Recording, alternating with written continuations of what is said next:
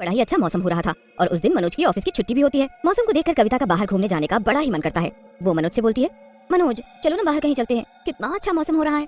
ठीक है चलो, पास में पार्क है वहीं चलते हैं। वो दोनों नजदीक के एक पार्क में चले जाते हैं और वहाँ जाकर ताजी हवा में घूमने लगते हैं। घूमते घूमते काफी समय बीत जाता है और बादल एकदम काले हो जाते हैं। चलो कविता घर चलते हैं, लगता है बारिश होने वाली है। अरे कितना अच्छा लग रहा है। और अब घर जाने की बात कर रहे हो? मुझे नहीं जाना घर, अभी और घूमना है। कविता इतना बोलती है कि एकदम से बारिश शुरू हो जाती है। दोनों जल्दी से भागकर एक पेड़ के नीचे जाकर खड़े हो जाते हैं। हे भगवान, पता नहीं ये बारिश क्यों शुरू हो गई।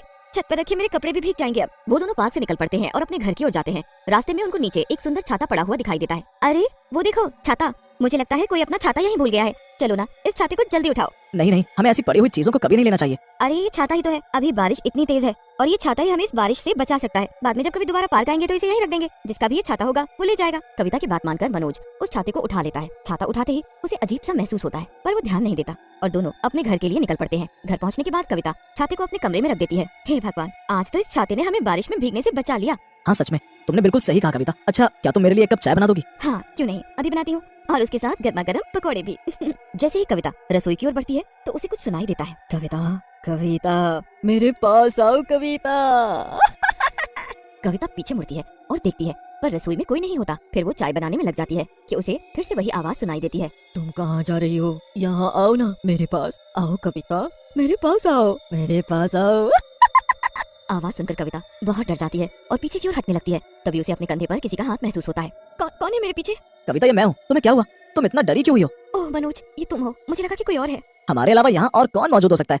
मुझे लगता है तुम बहुत थक गई हो। मुझे बार बार एक आवाज सुनाई दे रही थी, जैसे मेरा नाम लेकर कोई मुझे पुकार रहा हो। और पता है वो आवाज मेरे कमरे से आ रही थी। ऐसा कुछ भी नहीं है कविता, तुम बस आराम करो और मैं चाय अपने हिसाब से बना लूंगा। मनोज कविता की बातों पर ज्यादा ध्यान नहीं देता है और अपने लिए चाय बनाने के लिए रसोई में चला जाता है। कविता अपने कमरे में जाकर लेट जाती है कि तभी उसे फिर से वही आवाज आती है। कविता डर कर बैठ जाती है, ध्यान से आवाज सुनने की कोशिश करती है। आवाज कहीं और से नहीं बल्कि उस छाते से आ रही होती है और वो छाता अपने आप हिल रहा होता है। कविता डर कर कमरे से भागती है। छाता एकदम नीचे गिर पड़ता है और अपने आप खुल जाता है। छाता खुलते ही उसमें से एक चुड़ैल बाहर आती है। कहाँ गई ये औरत? इसे मैं जिंदा नहीं छोड़ूंगी और फिर इसके मरने के बाद ही तो इसका पति मेरा हो पाएगा। जब उसने मुझे सड़क से उठाया मुझे तो तभी उससे प्यार हो गया था। अब चाहे कुछ भी हो जाए मैं इसकी बीवी की जान लेकर रहूंगी और हमेशा इसके पति के साथ रहूंगी। उसके बाद चुड़ैल छाता उठाती है और घर के बाहर बारिश में घूमने लगती है। दूसरी ओर रसोई में कविता अपने पति को सारी बात बता रही होती है पर मनोज को अभी भी उसकी बात पर यकीन नहीं होता। कविता अब आप ये सब भूल जाओ और आराम करो। कविता मनोज की बात मानकर फिर से अपने कमरे में जाती है और देखती है कि छाता अपनी जगह पर नहीं है। जैसे ही वो उस छाते को ढूंढने लगती है तो उसकी नजर खिड़की के बाहर जाती है। बाहर बहुत तेज बारिश हो रही होती है और एक भयानक शक्ल की चुड़ैल उसी छाते को लेकर बारिश में घूम रही होती है। कविता तो उस चुड़ैल को देखकर एकदम बर्फ की तरह वहीं जम जाती है। उसके मुंह से चिल्लाने की भी आवाज नहीं निकलती। वो तो बस टकटकी लगाए बाहर देखती रहती है और एकदम वो चुड़ैल सामने से गायब हो जाती है। कविता को होश आता है कि तभी चुड़ैल उसके पीछे खड़ी होकर उसके कंधे पर अपना हाथ रख देती है। मनोज, मनोज ये तुम ही हो ना? मुझे पता है कि ये तुम ही हो मनोज, प्लीज ऐसे मजाक मत करो। पता है मैंने अभी सामने एक चुड़ैल को उस छाते के साथ बाहर देखा। कविता कविता। आवाज सुनकर कविता सहम जाती है। जैसे ही वो पीछे मुड़ती है तो वो चुड़ैल को देखकर कांप उठती है। वो वहां से भागने की कोशिश करती है लेकिन चुड़ैल अपने छाते की मदद से कविता को अपनी तरफ खींच लेती है। कविता चुड़ैल की ओर खिंचती चली आती है। कविता वहां से भागने के लिए चुड़ैल से छाता छीनने की कोशिश करती है लेकिन चुड़ैल की जादुई शक्तियों की मदद से चुड़ैल कविता को छाते के साथ ही हवा में लटका देती है। मुझे छोड़ दो, मैंने तुम्हारे साथ कुछ भी गलत नहीं किया है, फिर तुम मुझसे क्या चाहती हो? मैं तुम्हारे पति से प्यार करती हूँ, वो मुझे बहुत पसंद है, इसलिए मैं तुम्हें मार डालूंगी और तुम्हारा शरीर लेकर पूरी जिंदगी मनोज के साथ ही बिताऊंगी।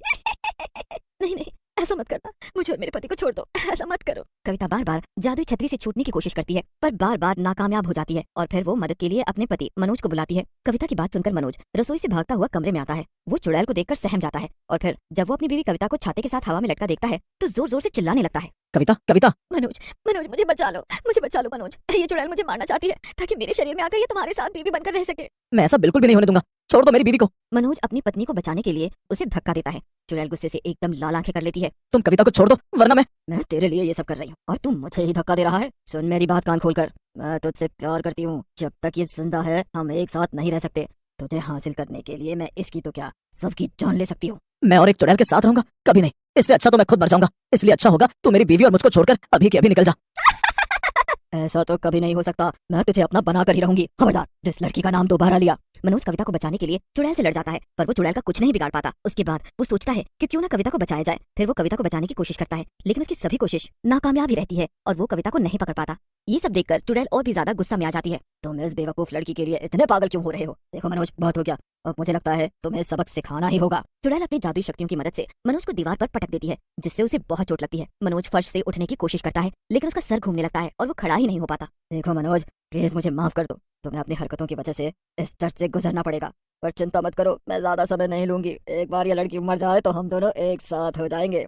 चुड़ैल कविता को गला दबाने लगती है। कविता की हालत बहुत बुरी हो जाती है। मनोज सब अपनी आंखों के सामने होता देख रहा होता है, पर बेचारा कुछ भी करने की हालत में नहीं होता। बचाओ मुझे, बचाओ मनोज, अगर मैं मर गई तो तुम कभी इस चुड़ैल के साथ मत रहना। मनोज बेबस पड़ा होता है कि तभी उसकी नजर उस छाते पर जाती है। ये छाता इस चुड़ैल का है और ये सब कुछ इस छाते की वजह से ही शुरू हुआ। मुझे इस छाते को तोड़ना होगा। ये चुड़ैल इस छाते के साथ आई है और शायद इसके टूटने के बाद ही मरेगी। मनोज इधर उधर देखता है तो उसे पास में एक लाइटर दिखता है। वो लाइटर उठाता है और छाते के पास जैसे तैसे पहुंचता है। उसके बाद वो छाते में आग लगा देता है। छाते में आग लगते ही चुड़ैल भी जलने लगती है। नहीं नहीं, ये क्या किया तुमने? इस छाते में तो मेरी जान थी और तुमने इसको ही जला डाला। छाता जलकर राख हो जाता है और छाते के साथ वो चुड़ैल भी। कविता भागते हुए मनोज के पास आती है। तुम ठीक तो हो ना? हाँ मनोज, मैं बिल्कुल ठीक हूँ, पर देखो ना तुम्हारे कितना खून बह रहा है। थोड़ी सी चोट है, तुम चिंता मत करो, ठीक हो जाएगी। अगर आज तुमने मुझे नहीं बचाया होता तो वो चुड़ैल मुझे मार ही डालती। मनोज, तुम अब ये सब मत सोचो और इसे एक बुरे सपने की तरह भूल जाओ। इसके बाद कविता और मनोज खुशी खुशी रहने लगते हैं और वो चुड़ैल फिर कभी उनकी जिंदगी में वापस नहीं आती।